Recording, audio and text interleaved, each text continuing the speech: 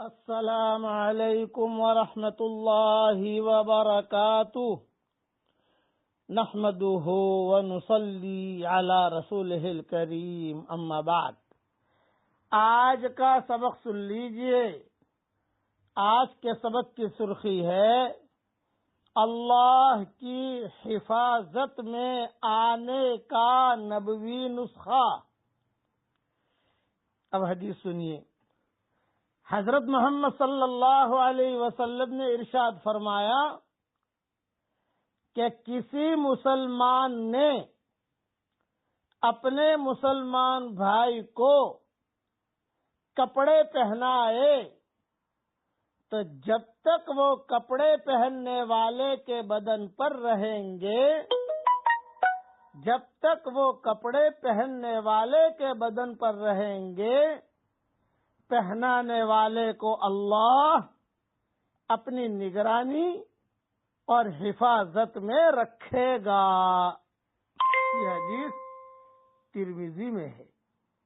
اس لیے کپڑے پہنانے چاہیے۔ خادموں کو بھی کپڑے دو، علماؤں کو بھی کپڑا دو۔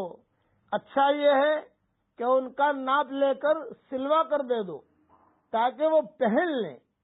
یہ ذہن میں رکھنا، کپڑا پہنانے سے پہنانے والا جب تک وہ کپڑا اس آدمی کے بدن پر رہتا ہے اللہ کی حفاظت میں رہتا ہے۔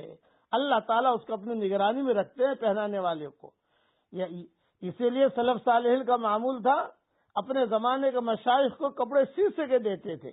امام ابو حنیفہ اپنے زمانے کے جو بھی بڑے بڑے علماء ہوتے تھے ان کو کپڑے ان کے پاس لکھا ہوا رہتا تھا کہ فلاں شیخ کا یہ ناپ ہے، فلاں کا یہ ہے، فلاں کا یہ ہے، فلاں کا یہ ہے، فلاں کا یہ ہے، اور فوراً جو ہے رمضان میں یا شعبان کے اخیر میں ان کے یہاں وہ کپڑا پہنچ جاتا تھا، اور اچھے میں اچھا کپڑا دیتے تھے۔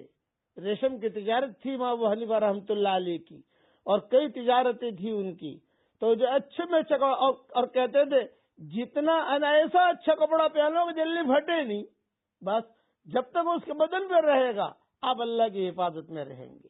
ان چیزوں کا خیال رکھنا چاہیے۔ اپنے نوکروں اور خادموں کو بھی اپنے حیثیت کے مطابق اچھا لباس پہنائیے، جو رات دن آپ کی خدمت میں لگے رہتے ہیں۔ حضور صلی اللہ علیہ وسلم نے ارشاد فرمایا، لونڈی اور غلام، آج کل لونڈی اور غلام تو ہے نہیں، انشاءاللہ آپ کو سمجھاؤں گا کہ لونڈی اور غلام کیا ہوتا ہے، باندیاں کیا ہوتی ہیں، لیکن مضمون آئے گا تو سمجھاؤں گا انشاءاللہ۔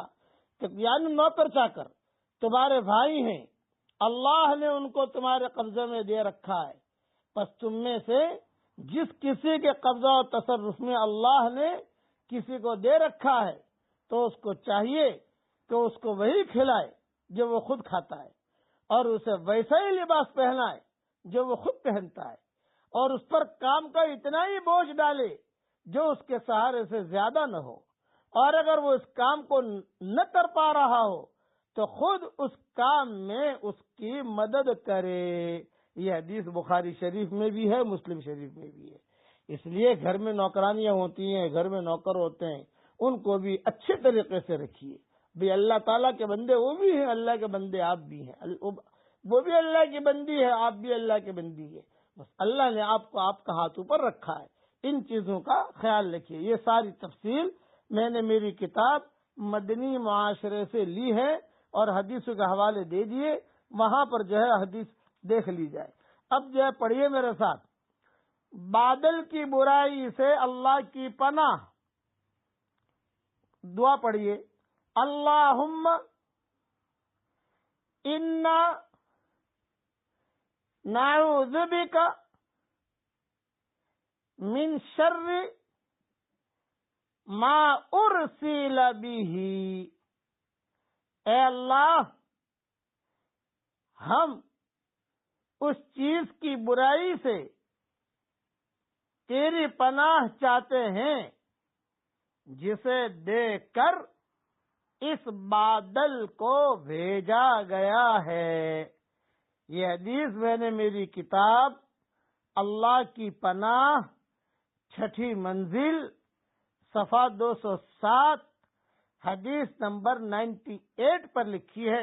اوپر کے حوالے وہاں لکھ دیے ہیں، آج کل بادل ہوتے ہیں، ہوائی جہاز چلتے ہیں تو بادل ہوتے ہیں، یہ دعا پڑھ لینی چاہیے، تو ان بادلوں کی برائی سے اللہ تعالی حفاظت کرے گا۔ اللہ تعالی ہم سب کو ہر قسم کی برائی سے اللہ ہم سب کی پوری حفاظت فرمائے، آمین آمین۔ وآخر دعوانا ان الحمدللہ رب العالمین۔